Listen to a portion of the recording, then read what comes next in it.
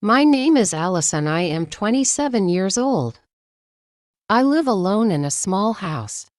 My life is simple and quiet. I work from home. I make websites for small companies. I needed more money, so I decided to rent out my guest room. One day I got a message from a website. A man named Peter Collins wanted to rent my guest room for 1 week. His online page looked good. He wrote that he was coming for work. He needed a place to stay. I agreed to his request. He sent the money very fast. Everything seemed normal. I waited for him to arrive. This was a good way to earn extra money. It would make the house feel less empty. On Tuesday evening, he came to my house. He was a tall man. He carried a small suitcase. He said, "Thank you for letting me stay." I opened the door for him. He walked inside. I showed him his room and he liked it. From that night, the man named Peter lived in my house. I went to bed feeling good. I had a new guest and some extra money. I believed everything was fine. The first 2 days with the guest were nice. He woke up early each morning. He was a very quiet man, but he was always kind and polite. Peter told me he was a writer. He said he was working on a new book and needed a quiet place to think. I felt I could trust him. However, I began to notice strange things.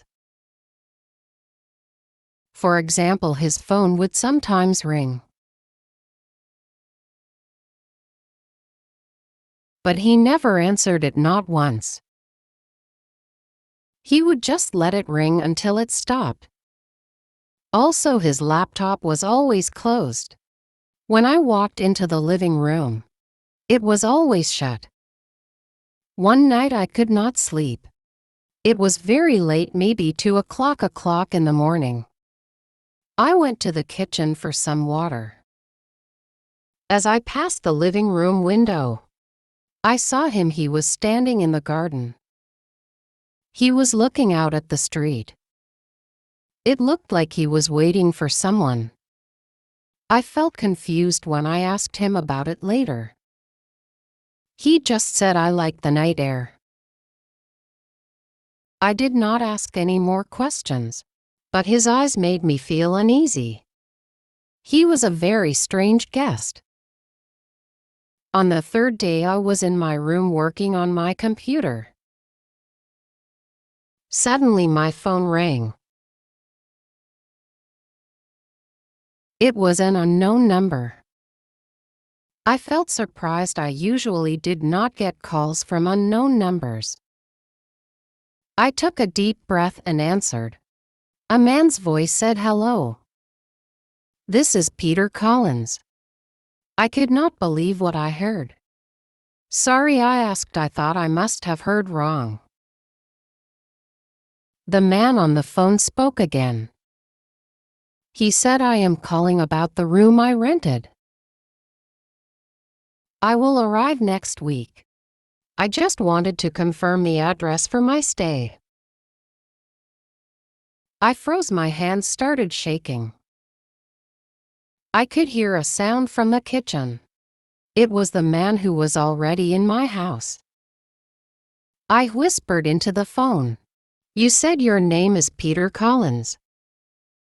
The man on the phone said, "Yes. That's me. Is everything okay?" I could not answer him. My mind was racing. The man in my kitchen was not Peter Collins. The real Peter Collins was on the phone talking about coming next week. This meant the man in my house was someone else. He was not who he said he was. He had lied. He was a stranger. Who was he? Why was he here? What did he want? My heart began to beat fast. I was alone with a man whose name I did not know. I was scared, but I had to be careful. I decided to ask him about himself. "Peter," I said, "where did you say you were from?" He looked at me and said, "You don't remember?" My throat felt dry. I said, "Just remind me," he said. "I think you already know." He knew. He knew that I knew he was not Peter. "Oh, it's right," I said quickly. My memory is bad. I stood up from the table. "I'm tired," I said. "Good night." I did not look at him again. I walked quickly to my bedroom. I closed my bedroom door and turned the lock. I was not safe. The man was a stranger. And he was not afraid. I felt alone. I had to leave the house. I opened my door slowly. I walked toward the front door. Then a voice came from behind me. "Going somewhere, Allison?" I turned around fast. He was standing in the living room. "I just need to go to the store," I said. I hoped he would believe me.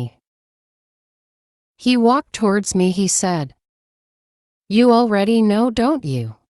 You know I am not Peter." My heart stopped. I could not breathe. "Who are you?" I said.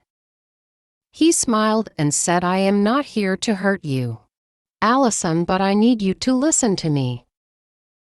I did not listen. I did not want to hear anything more. I pushed him with all my strength. He stepped back a little. Near the door on a small table, there was a metal lamp. I grabbed it, lifted it, and hit him. He cried and fell to the ground. I did not wait. I pulled the door open and ran outside my house. I began to scream for help. I was crying and shaking. My neighbors came outside. They quickly called the police. Soon police cars arrived. 2 officers came to me and asked what had happened. I told them about the stranger in my home. They listened carefully, then went inside my house to search for him. After some time, the officers came out. They told me the man was gone. Not only him, but all his things were gone too. His suitcase, his clothes. Everything had disappeared. It was like he had never been there. My house was empty and quiet again. And the police checked security cameras. But they found nothing. No one had seen him leave. They asked me for his name, and I said Peter. They searched for a man named Peter Collins, but there was no record of anyone with that name or face. There were no fingerprints, no ID, no proof he had ever been in my house. It was a complete mystery. For many weeks after that night, I could not sleep. I was always scared. I felt like he could come back anytime.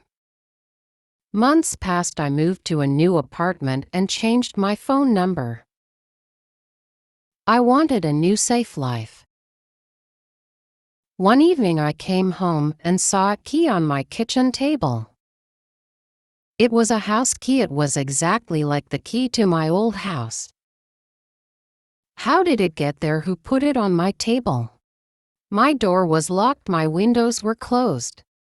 My mind began to race. He knew where I was. He had found me. I called the police quickly. They came and searched everywhere, but found nothing. 2 years passed. The police tried to find the man for many months, but they never found him. The real Peter Collins, who had rented my room, was safe. He lived in another city. and knew nothing about what had happened in my house.